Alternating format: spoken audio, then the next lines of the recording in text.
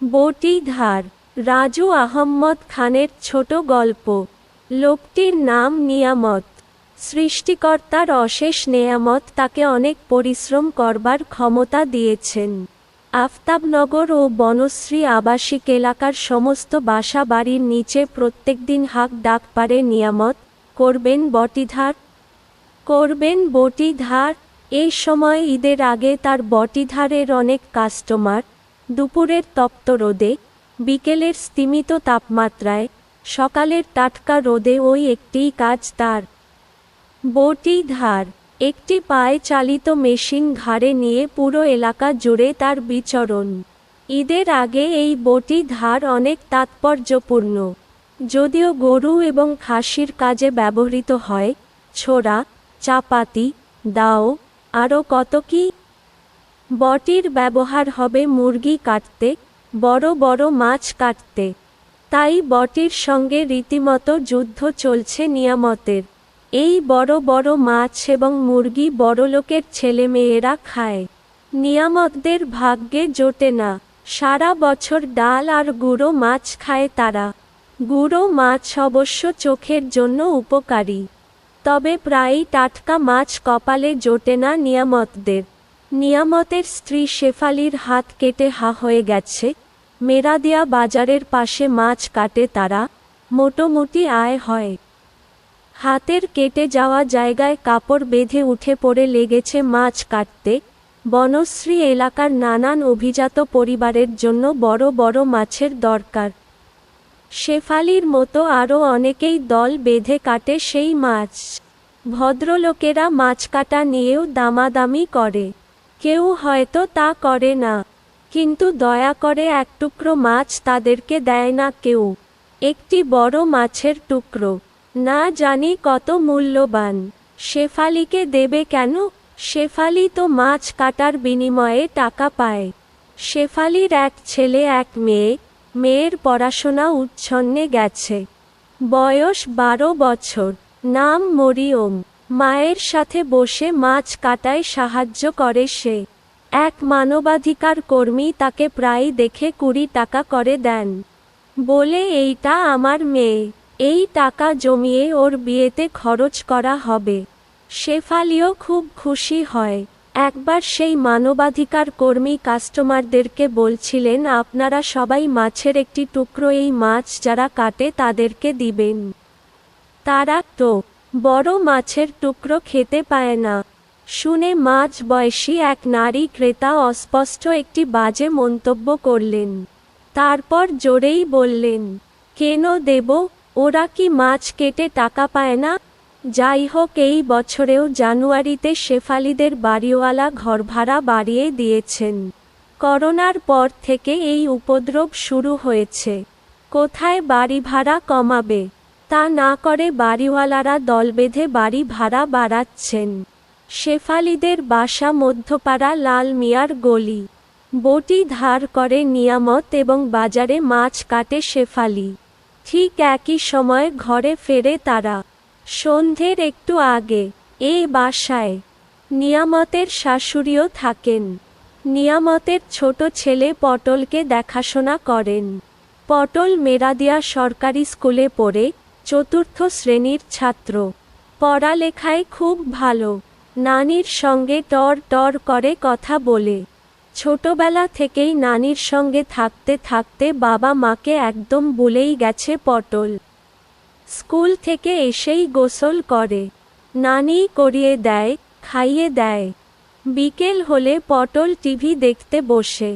সাদা কালো টিভির এখন চল নেই।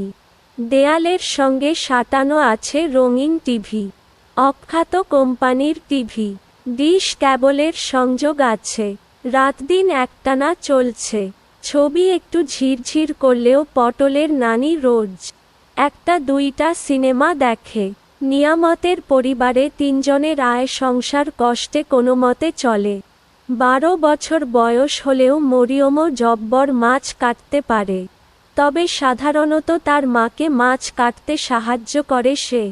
নিকেরি অর্থাৎ মাছ বিক্রেতাদের নিকট হতে কাস্টমার ঘরে আনে মরিয়ম। ছাই দিয়ে মুড়িয়ে দেয় মাছগুলো।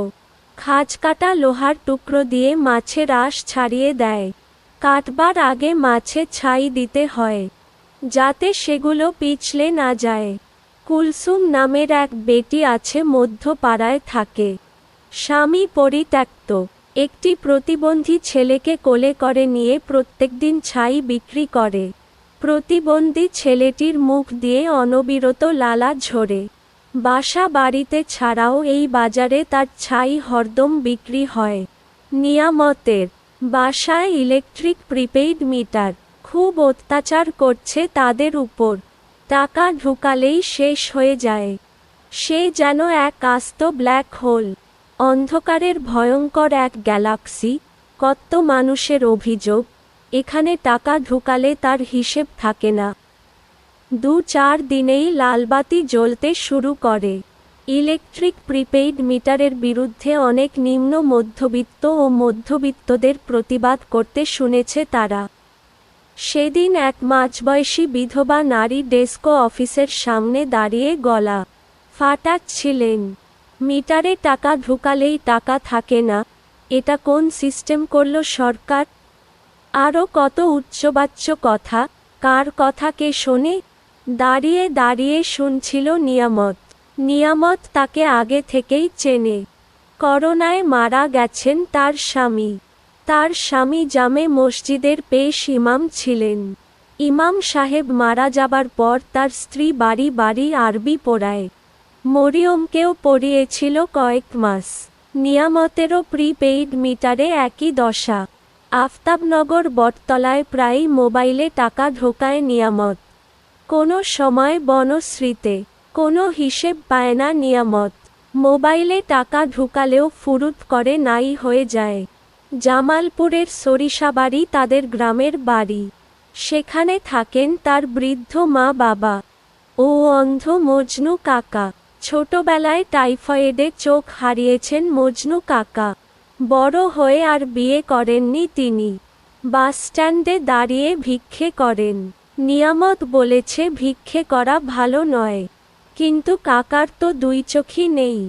ভিক্ষে ছাড়া কি করবেন? নিয়ামতের মা বাবা 2 জনই অসুস্থ। বাবা প্যারালাইজড। এবার কাকাকে বিয়ে করিয়েছেন তারা। মেয়ের একটা চোখ নেই, পাটখড়ির খোঁচা লেগে কানা হয়েছে। কাকি নিজেও কিছু সেলাই ফুরাই জানে। বাজারের টেইলার্সে আধাবেলা কাজ করে। তারপরেও তাদের জন্য টাকা পাঠাতে হয় নিয়ামতের। মাঠের জমি কিছুই নেই, এক টুকরো ভিটে মাটিই সম্বল। বাবা মায়ের সাথে কথা বলতে হয়, অথচ মোবাইলে টাকা ভরলেই নাই হয়ে যায়। বিদ্যুতের প্রিপেইড মিটারের মতোই। নিয়ামত খুবই বিরক্ত। ফোন কোম্পানির উপর কি এক অত্যাচার! কয় টাকার কথা বলেছেন আর কয় টাকা কেটেছে, একজন সাধারণ মানুষের পক্ষে কি সেই হিসেব রাখা সম্ভব? কিন্তু কিছুই করবার নেই, এভাবেই চলে যাচ্ছে দিন। আবাসিক এলাকার কত মানুষের বটি ধার করে নিয়ামত। সেই বটিতে জবাই হয় হাজারো মুরগি, কোতল হয় অসংখ্য ছোট বড় মাছ। কিন্তু নেয়ামতদের ভাগ্যে সেই পচা পুঁটি আর আধখেচরা গুঁড়ো মাছই সার। শেফালি একদিন এক টুকরো মাছ চুরি করেছিল, কাতল মাছের পেটি। রাতে খাবার সময় নিয়ামত বললেন, কাতল মাছ কোথায় পেলি? শেফালি আস্তে করে বলল, এক কাস্টমার দিয়েছে। মিথ্যে কথাটি তৎক্ষণাৎ ফাঁস করে দেয় মরিয়ম। বলে, বাবা, মা কিন্তু মিছে কথা বলছে। সঙ্গে সঙ্গে রেগে নেয়ামত সেই মাছের টুকরোটি সোজা ড্রেনের মধ্যে ফেলে দেয়। বদ্ধ ড্রেন। খপ করে খেয়ে ফেলে বড়লোক বাড়ির এক বিড়াল। শেফালি লজ্জায় মাথা নিচু করে থাকে।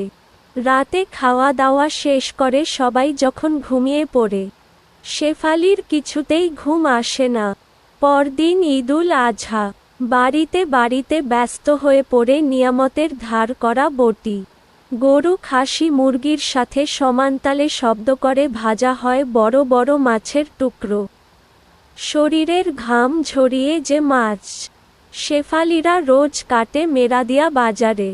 16ই জুন 2024 গল্পের নাম বটি ধার। রাজু আহম্মদ খানের ছোট গল্প গল্পের খনি হতে সংগৃহীত।